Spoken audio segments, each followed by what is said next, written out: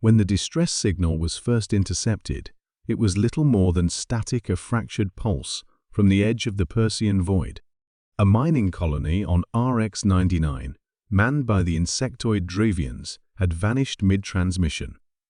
The signal was barely decipherable, but one phrase repeated in every language codec the relay stations could translate: "It's coming. It's human." The Galactic Union, a coalition of 72 spacefaring civilizations, immediately dispatched a reconnaissance unit. What they found was a charred asteroid field where the colony used to orbit. No survivors. No remains. No black box. Only a strange mark carved into a drifting slab of alloy. A human handprint scorched into titanium. Commander Vorrex of the Velnari Armada reviewed the data. "Impossible," he hissed. "Humans went extinct 3 centuries ago. Their last colony collapsed into civil war." But the signals persisted. Similar distress calls flared from neighboring systems, scattered, desperate, each one ending the same way: silence and that haunting message: "It's human." Soon, theories flooded the Union. Some believed it was an ancient human AI awakened from deep stasis. Others whispered of a ghost fleet, a final weapon released by a dying Earth. Panic simmered beneath the surface of order. After all, history remembered humans not for their diplomacy, but for their wrath. The Galactic Union had fought the Terran rebellions 2 centuries ago. The humans were outnumbered, outgunned, technologically inferior, but they fought like no species had ever seen. Entire fleets vanished in guerrilla traps laid across asteroid belts. Planets were scorched rather than surrendered. And in their final act, humans detonated a singularity bomb within their own system, collapsing Sol into a black hole rather than allow it to fall. Now, something stirred in that blackness again. 3 weeks later, Sector X-342, edge of Union space. A Draylan science vessel, Illuminar, caught another distress signal. This time, the ship's AI traced it to a drifting Terran battleship designation, HSS Vindicator. The model was centuries old, a design retired long before humans disappeared. Captain Ryleth, a cautious reptilian officer, led a boarding party. As they stepped into the ancient craft, gravity activated. Lights flickered. The ship came alive, reacting to their presence. "It's waiting," murmured one of the engineers. Inside the bridge, they found a body. Human, cryogenically frozen, alive. A single tag on the cryopod read, "Captain Elias Mercer. Terran Defense Fleet. Status, standing orders active." Before they could analyze further, Vindicator powered up. Weapon systems cycled. Engines warmed. The Union patrols in the area scrambled. A message broadcast across all open frequencies in every galactic dialect. "This galaxy forgot us. Now it will remember." What followed was chaos. The Vindicator moved like no relic should, its outdated hull suddenly shimmering with reactive shielding, weapons far beyond its era of design.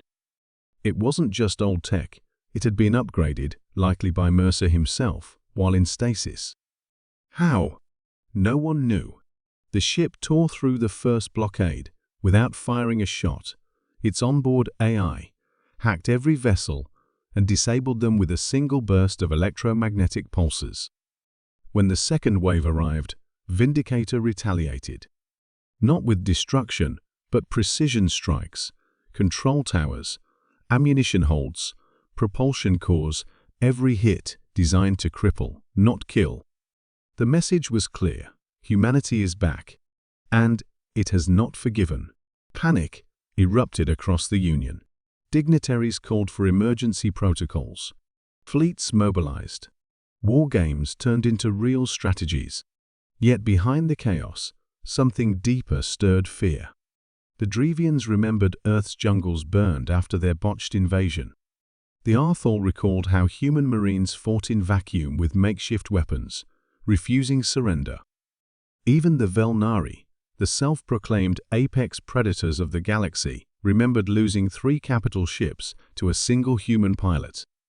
And now, Elias Mercer was awake. In truth, Mercer hadn't intended war. When the Terran Defense Fleet collapsed, he had placed himself in stasis with one directive: wait for the signal. He'd programmed the AI to listen for a true emergency, a sign that the galaxy still needed humanity. He had not expected to awaken to the cries of collapsing colonies and the haunted fear of his species' name. Walking the halls of Vindicator, now powered by a miniaturized quantum core and housing autonomous drones, Mercer reviewed decades of history. The Union had prospered, yes, but it had also become lazy, complacent, blind to the suffering of smaller worlds. Pirates flourished in the outer rims. Slavery returned in corporate forms. Entire species were being used for genetic experiments. Mercer made a choice. If the galaxy feared humanity, it would now fear it for the right reasons. He launched Project Phoenix, a Terran response system embedded into the old neural web. Long-forgotten satellites, AI fragments, abandoned colonies. All reactivated. Hidden across the stars, pieces of Terran resilience blinked to life. Dozens of sleeper ships awoke. Some held veterans. Others held weapons. A few held cities.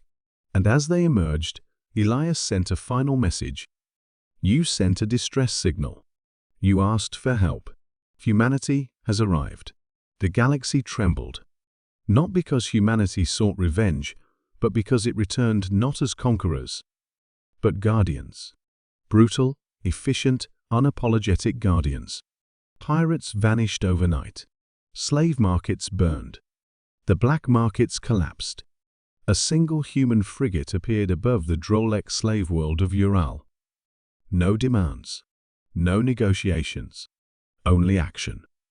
Within hours, the orbiting defense grid was destroyed, the surface sterilized, and the remaining survivors evacuated without civilian casualties. The message was reinforced: we're not here to be liked.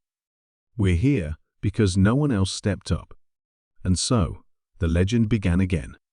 Elias Mercer became a ghost never seen in person again.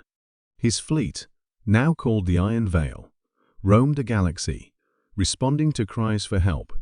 No one else would answer. The Galactic Union changed. Slowly, fear turned to grudging respect. Respect to uneasy alliance. And then, hope. Because no matter how terrifying the arrival of humanity was, it meant you were no longer alone.